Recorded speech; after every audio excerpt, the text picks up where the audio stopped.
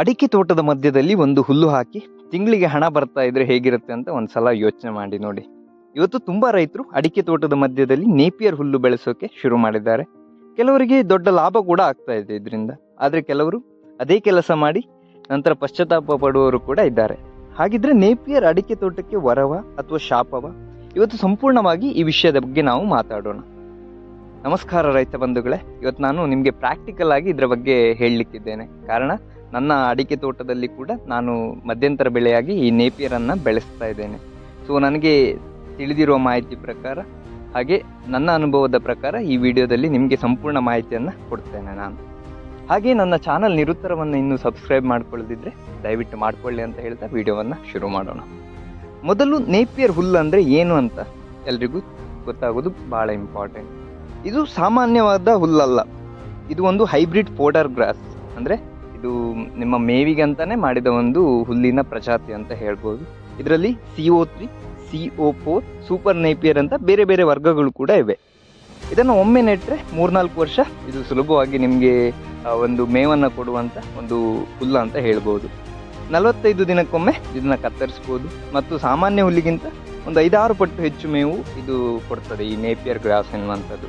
ಅದಕ್ಕೆ ಡೈರಿ ರೈತರಿಗೆ ಇದು ಒಂಥರ ಚಿನ್ನದ ಬೆಳೆ ಇದ್ದ ಹಾಗೆ ಅಂತ ಹೇಳ್ಬೋದು. ನೀವೇನಾದರೂ ಡೈರಿ ಫಾರ್ಮ್ ಮಾಡ್ತಾ ಇದ್ರೆ ಈ ನೇಪಿಯರ್ ಹುಲ್ಲು ಒಂಥರ ವರದಾನ ಇದ್ದ ಹಾಗೆ ನಿಮಗೆ. ಇನ್ನು ಅಡಿಕೆ ತೋಟದ ಮಧ್ಯದಲ್ಲಿ ಇದನ್ನು ಯಾಕೆ ಹಾಕ್ತಾರೆ ರೈತರು ಅಂತ ನೋಡುವುದಾದ್ರೆ, ನೀವು ಗಮನಿಸಿರ್ಬೋದು ಅಡಿಕೆಯ ಸಾಲು ಇಲ್ಲಿ ಏನು ನೋಡ್ತಾ ಇದ್ದೇನೆ ನಾನು ನಿಮಗೆ ತೋರಿಸ್ತಾ ಇದ್ದೇನೆ ನೋಡಿ. ಈ ಮಧ್ಯದ ಜಾಗದಲ್ಲಿ ಎನ್ನುವಂಥದ್ದು ಗ್ಯಾಪ್ ಇರ್ತದೆ, ತುಂಬ ಖಾಲಿ ಜಾಗ ಇರ್ತದೆ. ಆ ಜಾಗ ವರ್ಷಗಳಲ್ಲಿ ಸುಮ್ಮನೆ ಖಾಲಿಯಾಗಿ ಬಿಟ್ಟಿರ್ತೇವೆ. ಅನೇಕ ರೈತರು ಹೀಗೆ ಮಾಡ್ತಾರೆ. ಈಗ ಹೊಸ ತಲೆಮಾರಿನ ರೈತರು ಯೋಚನೆ ಮಾಡ್ತಾರೆ ಏನಂದರೆ, ಜಾಗ ಖಾಲಿ ಇರುವುದೆಂದರೆ ಇದೊಂಥರ ನಷ್ಟ ಅಂತ ಅವ್ರು ಭಾವಿಸ್ತಾರೆ ಹೊಸ ರೈತರು. ಅಡಿಕೆ ನಮಗೆ ವರ್ಷಕ್ಕೆ ಒಮ್ಮೆ ಆದಾಯ ಕೊಡುತ್ತೆ, ಆದರೆ ಖರ್ಚು ತಿಂಗಳಿಗೆ ಇರುತ್ತೆ ಇದರಲ್ಲಿ ಅಡಿಕೆಗೆ. ಅದಕ್ಕೆ ಮಧ್ಯದಲ್ಲಿ ತಿಂಗಳಿಗೆ ಹಣ ಕೊಡೋ ಬೆಳೆ ಬೇಕು ಅಂತ ನೇಪಿಯರ್ ಕಡೆ ಜನ ಹೋಗ್ತಿದ್ದಾರೆ. ಅಂದರೆ ಈ ನೇಪಿಯರ್ ಹುಲ್ಲನ್ನು ಮಾರಾಟ ಮಾಡಿ ಕೂಡ ನೀವು ಹಣ ಮಾಡ್ಬೋದು. ನಿಮ್ಮ ಹತ್ರ ಡೈರಿ ಇಲ್ಲದೆ ಇದ್ದರೆ ಅಥವಾ ನಿಮ್ಮ ಹತ್ರ ಹಸು ಕರುಗಳು ಇಲ್ಲದಿದ್ದರೆ ಕೂಡ ನೀವು ಹಸು ಕರು ಇದ್ದವರಿಗೆ ಈ ನೇಪಿಯರ್ ಹುಲ್ಲನ್ನು ಕೂಡ ಮಾರಾಟ ಮಾಡ್ಬೋದು. ಇನ್ನು ಇನ್ಕಮ್ ಸೈಡ್ ಬಗ್ಗೆ ನಾವು ನೋಡುವ. ನೇಪಿಯರ್ ಹಾಕಿದ್ರೆ ಏನಾಗುತ್ತೆ?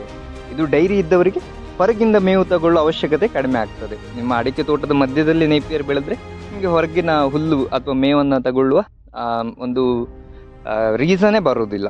ಇನ್ನು ಡೈರಿ ಇಲ್ಲದವರು ಕೂಡ ನೇಪಿಯರ್ ಕತ್ತರಿಸಿ ಮಾರ್ತಾರೆ. ಇವತ್ತು ಹಸಿರು ಮೇವಿಗೆ ಡಿಮ್ಯಾಂಡ್ ಎನ್ನುವಂಥದ್ದು ಜಾಸ್ತಿ ಆಗ್ತಿದೆ. ಒಂದು ಸಣ್ಣ ಭಾಗದಲ್ಲೇ ಹಾಕಿದ್ರು ತಿಂಗಳಿಗೆ ಸ್ವಲ್ಪ ಹಣ ಎನ್ನುವಂಥದ್ದು ಬರ್ತಾ ಇರ್ತದೆ. ಅದಕ್ಕೆ ಕೆಲವರು ಇದನ್ನು ಕ್ಯಾಶ್ ಫ್ಲೋ ಬೆಳೆ ಅಂತ ಕೂಡ ಹೇಳ್ತಾರೆ. ಇನ್ನು ಇದರಿಂದ ಆಗುವ ಮಣ್ಣಿನ ಲಾಭ ಏನು? ಈ ನೇಪಿಯರ್ ಹಾಕಿದರೆ ಮಣ್ಣಿಗೆ ಏನು ಲಾಭ ಇದೆ ಅಂತ ನೋಡೋದಾದರೆ, ನೇಪಿಯರ್ ದಟ್ಟವಾಗಿ ಬೆಳೆದರೆ ನೆಲದಲ್ಲಿ ಸೂರ್ಯನ ಬಿಸಿ ತಾಗುವುದು ತುಂಬ ಕಡಿಮೆ ಆಗ್ತದೆ. ಇದರಿಂದ ಮಣ್ಣಿನ ತೇವ ಎನ್ನುವಂಥದ್ದು ಹೆಚ್ಚು ಕಾಲ ಉಳಿದು ಬಿಡ್ತದೆ. ನೀವು ನೀರು ಬಿಟ್ಟುವಾಗ ಈ ಬಿಸಿಲು ಡೈರೆಕ್ಟ್ ಹೊಡೆದ್ರೆ ನಿಮ್ಮ ನೆಲ ಎನ್ನುವಂಥದ್ದು ಬೇಗ ನೀರನ್ನು ಎಳ್ಕೊಳ್ತದೆ. ಅದೇ ಈ ನೇಪಿಯರ್ ಇದ್ದರೆ ಒಂದು ಸ್ವಲ್ಪ ತೇವಾಂಶವನ್ನು ಕಾಯ್ದಿರಿಸುವಲ್ಲಿ ಕೂಡ ಹೆಲ್ಪ್ ಮಾಡ್ತದೆ.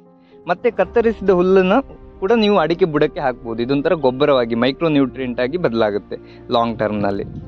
ಇನ್ನೊಂದು ವಿಷಯ, ಬಹಳ ಇಂಪಾರ್ಟೆಂಟ್ ವಿಷಯ ಏನಂದರೆ, ನೀವೇನಾದರೂ ನೇಪಿಯರ್ ಹುಲ್ಲನ್ನು ಹಾಕಿದರೆ, ನೇಪಿಯರ್ ಹುಲ್ಲು ಸುಮಾರು ಎತ್ತರ ಬೆಳೆಯುತ್ತದೆ. ಅಂದರೆ ಒಂದು 7 ಫೀಟ್ ಹತ್ರ 6 ಫೀಟ್ ಹತ್ರ ಕೂಡ ಬೆಳೆಯುವ ನೇಪಿಯರ್ ಹುಲ್ಲು ಇದೆ. ಅದನ್ನು ಹಾಕಿದರೆ ನಿಮ್ಮ ಅಡಿಕೆ ಗಿಡಗಳು ಚಿಕ್ಕದಿರುವಾಗ ಸೂರ್ಯನ ಕಿರಣಗಳು ನಿಮ್ಮ ಅಡಿಕೆ ಗಿಡಕ್ಕೆ ತಾಗದೆ, ಅಂದರೆ ಒಂಥರ ನೆರಳಿನ ಒಂದು ಫೀಲ್ ಕೊಡ್ತದೆ ಈ ನೇಪಿಯರ್ ಎನ್ನುವಂಥದ್ದು.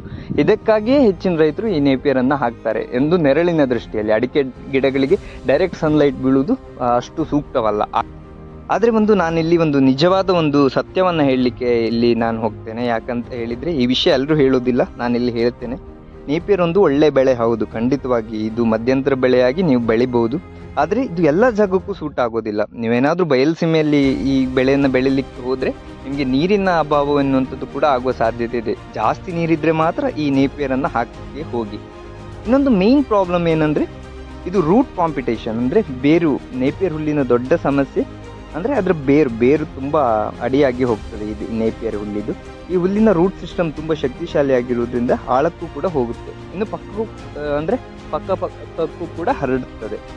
ಅದರಿಂದ ಏನಾಗುತ್ತೆ ಅಂದರೆ, ಅದು ಮಣ್ಣಿನ ನೀರು ಮತ್ತು ಪೋಷಕಾಂಶ ಜಾಸ್ತಿ ಪ್ರಮಾಣದಲ್ಲಿ ತೆಗೆದುಕೊಳ್ಳುತ್ತದೆ. ಅಡಿಕೆ ಮರದ ಹತ್ತಿರವೇ ನಟ್ಟಿದ್ರೆ ಏನಾಗ್ತದೆ ಅಂದರೆ, ಅಡಿಕೆಗೂ ನೇಪಿಯರ್ಗೂ ಸ್ಪರ್ಧೆ ಎನ್ನುವಂಥದ್ದು ಶುರು ಆಗ್ತದೆ. ನನಗೆ ಈ ಅಡಿಕೆಗೆ ನೀವು ಫಲಿತಾಂಶ ಅಂದರೆ ಪೋಷಕಾಂಶವನ್ನು ಹಾಕಿದರೆ, ಅಂದರೆ ಗೊಬ್ಬರ ರಾಸಾಯನಿಕ ಗೊಬ್ಬರವನ್ನು ಹಾಕಿದರೆ ಈ ನೇಪಿಯರ್ ಗಿಡವೆನ್ನುವಂಥದ್ದು ಅದನ್ನು ಎಳೆದುಕೊಳ್ಳುವ ಸಾಧ್ಯತೆ ಕೂಡ ಇರ್ತದೆ.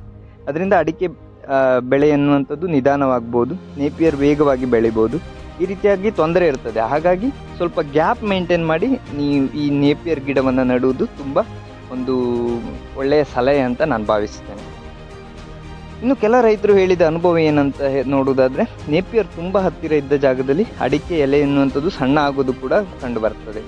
ನನಗೆ ಈ ಪ್ರಾಬ್ಲಮ್ ಬರಲಿಲ್ಲ. ಯಾಕಂತ ಹೇಳಿದರೆ ನಾನು ಅಡಿಕೆ ಗಿಡದಿಂದ ಒಂದು 2 ಅಡಿ ಅಂತರದಲ್ಲಿ ಈ ಗಿಡವನ್ನು ಹಾಕಿದ್ದೇನೆ. ಆ ಕಾರಣದಿಂದ ಆಮೇಲೆ ಅವರು ನೇಪಿಯರ್ ತೆಗೆದು ಹಾಕಿರುವ ನಿಮ್ಮ ಪರಿಸ್ಥಿತಿಗಳು ಕೂಡ ಇದೆ ಕೆಲವು ರೈತರು. ಯಾಕಂತ ಹೇಳಿದರೆ ಈ ಅಡಿಕೆ ಗಿಡವನ್ನು ಬೆಳಿಲಿಕ್ಕೆ ಇದು ಬಿಡ್ತಾ ಇಲ್ಲ ಎನ್ನುವ ಕಾರಣದಿಂದ. ಸೊ ಇದನ್ನೊಂದು ತಲೆಯಲ್ಲಿ ಇಟ್ಕೊಳ್ಳಿ. ಇನ್ನು ಸರಿಯಾಗಿ ಇದನ್ನು ಬೆಳೆಯುವ ರೀತಿ ಯಾವುದಂತ ನೋಡುವುದಾದರೆ, ಅಡಿಕೆ ಬುಡದಿಂದ ಕನಿಷ್ಠ 1ರಿಂದ 1.5 ಅಡಿ ಅಥವಾ 2 ಅಡಿ ದೂರವೇ ಈ ಗಿಡ ಇರಬೇಕು. ಇನ್ನು ನೇಪಿಯರ್ ಸಾಲುಗಳನ್ನು ಮಧ್ಯದಲ್ಲಿ ಮಾತ್ರ ಇಡಿ. ಎಲ್ಲ ಜಾಗ ತುಂಬೋ ಒಂದು ಆಸೆಗೆ ಹೋಗಬೇಡಿ.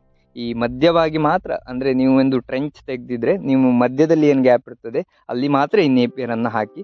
ಅಡಿಕೆ ಮುಖ್ಯ ಬೆಳೆ ಅನ್ನೋದನ್ನು ನೀವು ಮರಿಬೇಡಿ. ಈ ನೇಪಿಯರ್ ಎನ್ನುವಂಥದ್ದು ಒಂದು ಸಹಾಯಕ ಬೆಳೆಯಾಗೇ ಇರಲಿ, ಅಡಿಕೆ ಎನ್ನುವಂಥದ್ದು ಮುಖ್ಯ ಬೆಳೆಯಾಗಿ ನೀವು ತಲೆಯಲ್ಲಿ ಇಟ್ಕೊಳ್ಬೇಕು. ಇನ್ನು ನೀರಿನ ವಿಷಯಕ್ಕೆ ಹೋಗುವ. ಇದು ಬಹುಮುಖ್ಯವಾಗಿರುವಂಥ ಒಂದು ವಿಷಯ. ನೇಪಿಯರ್ ತುಂಬ ನೀರು ಕುಡಿಯುವ ಒಂದು ಬೆಳೆ. ನಿಮ್ಮ ತೋಟದಲ್ಲಿ ನೀರು ಸಾಕಷ್ಟು ಇದ್ದರೆ ಇದು ಚೆನ್ನಾಗಿ ವರ್ಕ್ ಆಗುತ್ತೆ. ಆದರೆ ನೀರು ಕಡಿಮೆ ಇದ್ದ ಜಾಗದಲ್ಲಿ ನೇಪಿಯರ್ ಹಾಕಿದರೆ ಅಡಿಕೆಗೂ ಸ್ಟ್ರೆಸ್ ಬರೋ ಸಾಧ್ಯತೆ ಕೂಡ ಇರ್ತದೆ. ಈ ಡ್ರಿಪ್ ಇರುವವರು, ಏನು ನಿಮ್ಮ ಸ್ಪ್ರಿಂಕ್ಲರ್ ನೀರಿನ ವ್ಯವಸ್ಥೆ ಇರುವವರು ಈ ಗಿಡವನ್ನು ಹಾಕ್ಬೋದು. ಯಾಕಂತ ಹೇಳಿದರೆ ಎಲ್ಲ ಜಾಗದಲ್ಲೂ ನೀರು ಬೀಳ್ತದೆ. ಇಲ್ಲಿ ಏನು ನೋಡ್ಬೋದು, ನಾವು ಸ್ಪ್ರಿಂಕ್ಲರ್ ಇರುವ ಕಾರಣದಿಂದಲೇ ಈ ನೇಪಿಯರನ್ನು ಹಾಕಲಿಕ್ಕೆ ಮುಂದಾಗಿದ್ದು. ಇನ್ನು ಹಾಗಾದರೆ ಯಾರಿಗೆ ಇದು ಸೂಕ್ತ, ಇದು ಯಾವ ರೈತರಿಗೆ ಸೂಕ್ತ ಅಂತ ನೋಡುವುದಾದರೆ, ಡೈರಿ ಇರುವ ರೈತರು, ನೀರು ಇರುವ ತೋಟಗಳು, ಮಿಶ್ರ ಕೃಷಿ ಮಾಡುವವರು ಅಥವಾ ಆರ್ಗ್ಯಾನಿಕ್ ಕಡೆ ಹೋಗ್ತಿರುವವರು, ಇವರಿಗೆ ಇದು ಸೂಪರ್ ಆಯ್ಕೆ ಅಂತ ನಾನು ಭಾವಿಸ್ತೇನೆ.